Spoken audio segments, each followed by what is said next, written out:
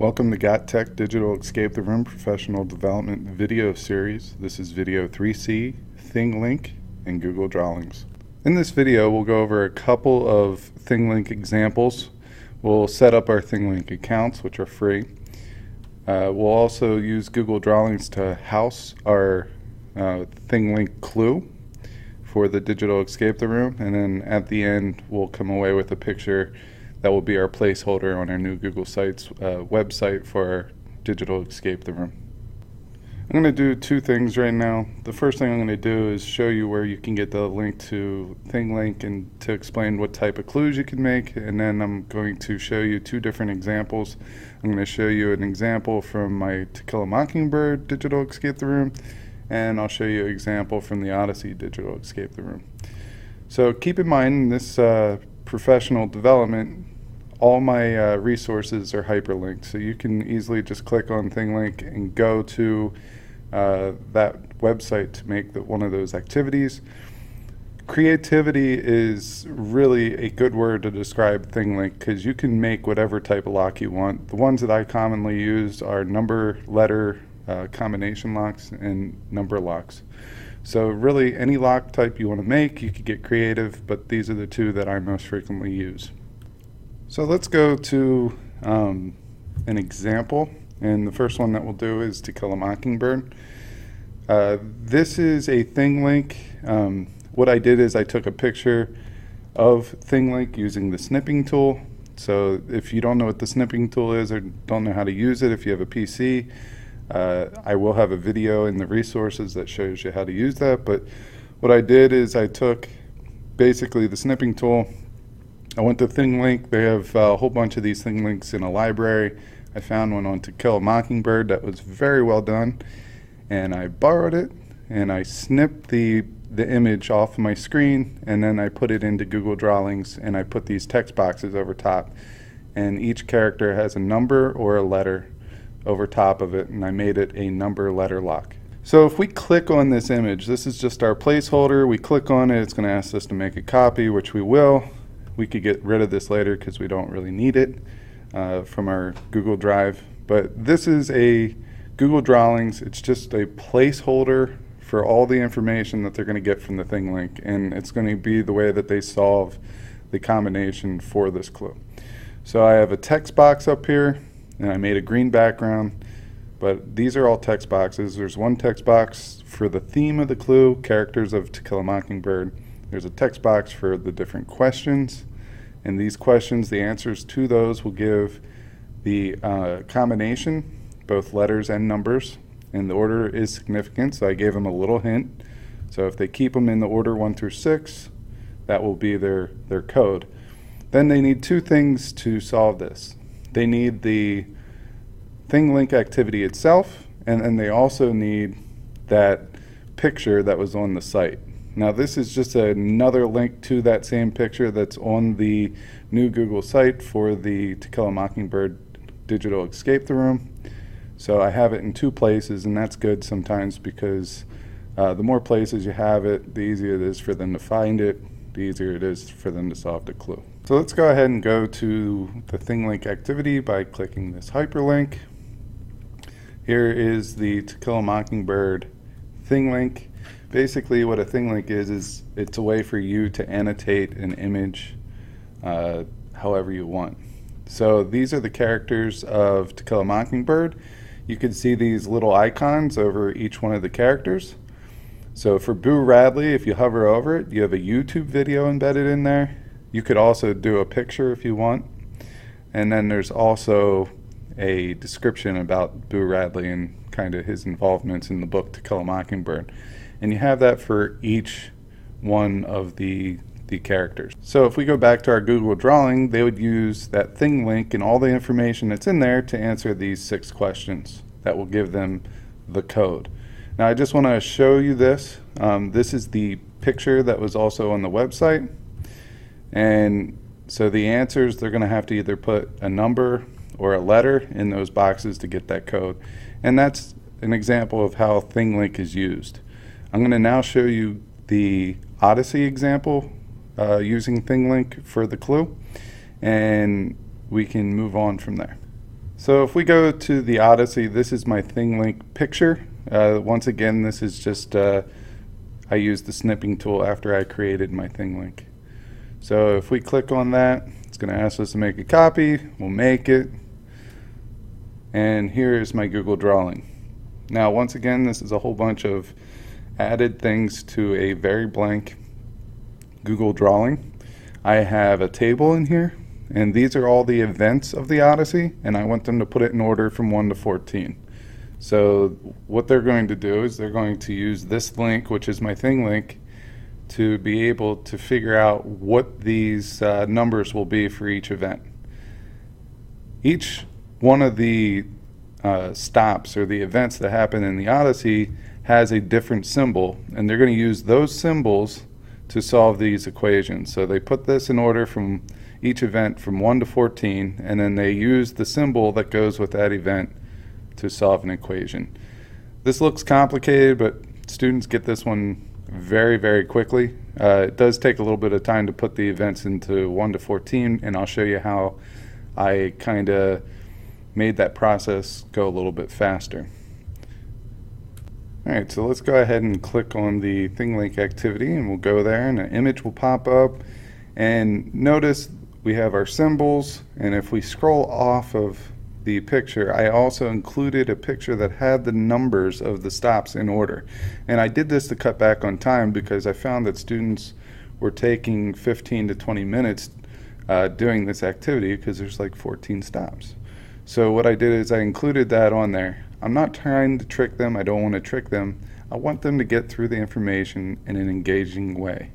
So if they go up to the first stop, they can see the Fall of Troy is the first event that happened, and this really started the whole Odysseus's voyage trying to get back home.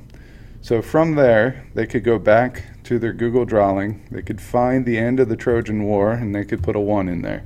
Now remember, they made a copy, so this isn't changing yours, it's just changing theirs. So they'll have a copy of this and all this information, so they can study from it and do whatever they want with it.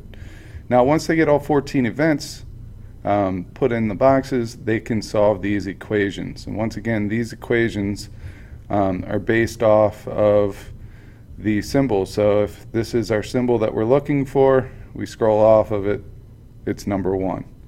So we're good there.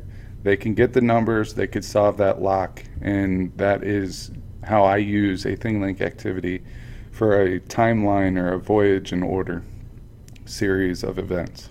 So I want to show you how to set up a Thinglink account and also basically how Thinglink works, and it's very, very easy. So don't get overwhelmed here. It's very easy to use, and it fits perfectly in with the Digital Escape the Room series. So what you need to do is go up to your web browser and type in thinglink.com and hit enter.